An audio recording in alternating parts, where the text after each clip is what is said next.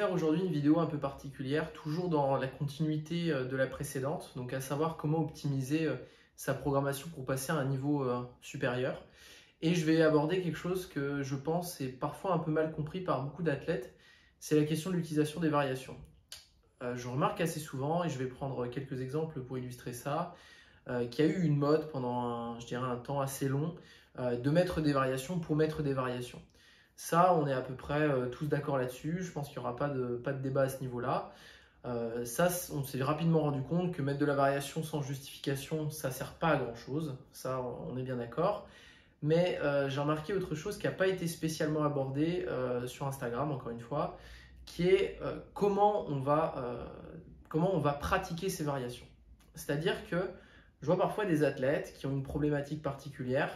On va donner un exemple assez classique, une difficulté à verrouiller un soulevé de terre, une difficulté d'avoir une claque stable au coucher, d'avoir un squat, on va dire, suffisamment droit, qui ont tendance à se pencher un petit peu à l'excès ou des choses comme ça. Le diagnostic est bon, c'est-à-dire que souvent la variation proposée, elle n'est pas mauvaise. Un pose squat, un pose deadlift, un long pose bench, enfin peu importe. Mais souvent ce qui se passe, c'est qu'elle est mal réalisée. Je vais prendre un exemple qui, moi, me saute aux yeux les 3/4 du temps. Je vois des athlètes qui changent radicalement de technique quand ils font du pose. C'est-à-dire, je le vois assez souvent en traditionnel. Donc, c'est-à-dire quelqu'un qui va faire du soulevé de terre classique, conventionnel, eh bien, il va se mettre à faire du soulevé de terre posé, avec une pause de 3 à 4 secondes peut-être. Et il va changer radicalement de technique. C'est-à-dire que le constat, c'est un soulevé de terre où ils ont du mal à verrouiller. Donc, c'est-à-dire que le sticking point se situe à peu près au niveau du genou et ils ont du mal à verrouiller leur soulevé de terre. Ça, c'est quelque chose qu'on observe assez classique pour quelqu'un qui tire avec le haut du dos arrondi. C'est quelque chose qui est mécaniquement qui s'explique bien. Et on va voir des athlètes qui ont lu sur Internet que faire du pose, ça allait leur permettre de favoriser une meilleure extension de la hanche et favoriser justement le fait de verrouiller ses barres. Donc plein de bonnes intentions, ils se mettent souvent à faire du pose deadlift. Et après un bloc, 2 blocs, 4, 6, 8 semaines, 10 semaines, eh bien, il n'y a pas de rendement sur l'investissement. Et ils se demandent, mais peut-être que c'est parce que je ne réagis pas à la variation. Et quand on leur demande un petit peu de nous montrer comment ils réalisent la variation, eh bien, ils se mettent à changer radicalement de technique. C'est-à-dire qu'en compétition, ils vont tirer haut du dos rond, hanche plutôt proche de la barre avec beaucoup de vitesse au démarrage.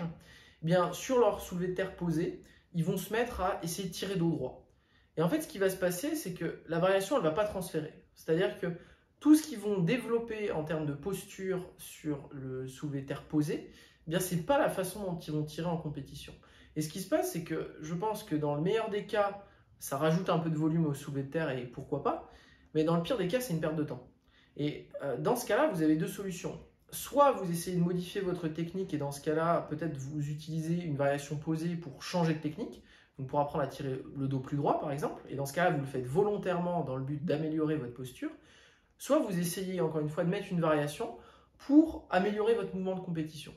Mais la plupart du temps, je trouve qu'il y a un petit peu un entre-deux.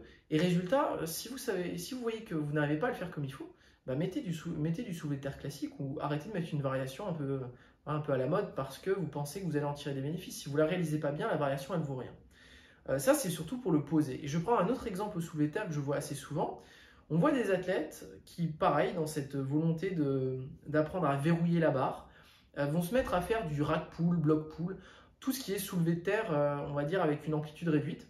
Et même chose, c'est-à-dire, je prends l'exemple pour des gars qui font du sumo, qui au démarrage ont tendance à avoir un sumo avec des genoux qui rentrent, eh bien, ils vont devenir d'un coup très très forts au block pull et ils vont être très contents, mais il n'y a aucun transfert. C'est-à-dire que quand ils se mettent à tirer au block pull, on observe en fait qu'ils utilisent, moi j'appelle ça un peu un pattern de squat, c'est-à-dire qu'en fait ils vont se rapprocher au maximum de la barre, ils vont artificiellement descendre leur hanche au maximum en transformant le mouvement en une sorte de squat. Et en fait, ce qui se passe, c'est qu'ils sont forts sur le block pull, mais ça ne booste pas le soulevé de terre au sol. Donc, à quoi ça sert encore une fois? À quoi ça sert de le faire? Ça sert simplement, dans le meilleur des cas, à rajouter un peu de volume encore une fois au soulevé de terre et parfois simplement à flatter votre ego. Et je ne pense pas que ça serve à grand chose pour être fort le jour de la compétition.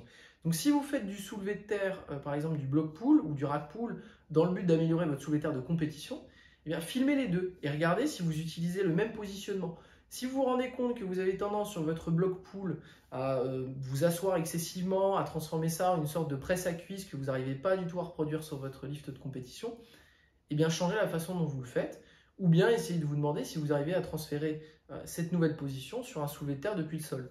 Mais j'ai du mal à comprendre en fait comment on peut systématiquement répéter la même variation, se rendre compte que ça ne paye pas, et tout de suite accuser la variation et se dire cette variation n'est pas faite pour moi. Demandez-vous d'abord si ce que vous mettez en place, vous l'exécutez correctement. Même chose par rapport, je vous invite à revoir la vidéo précédente sur l'idée de la transférabilité en série. Eh bien, c'est la même chose avec les variations. Si vous les exécutez avec un style trop différent de votre mouvement de compétition, ça risque de servir à rien, voire même parfois vous faire perdre du temps. On se retrouvera aussi pour une troisième vidéo sur une thématique dans la continuité et on se retrouve très vite pour la suite.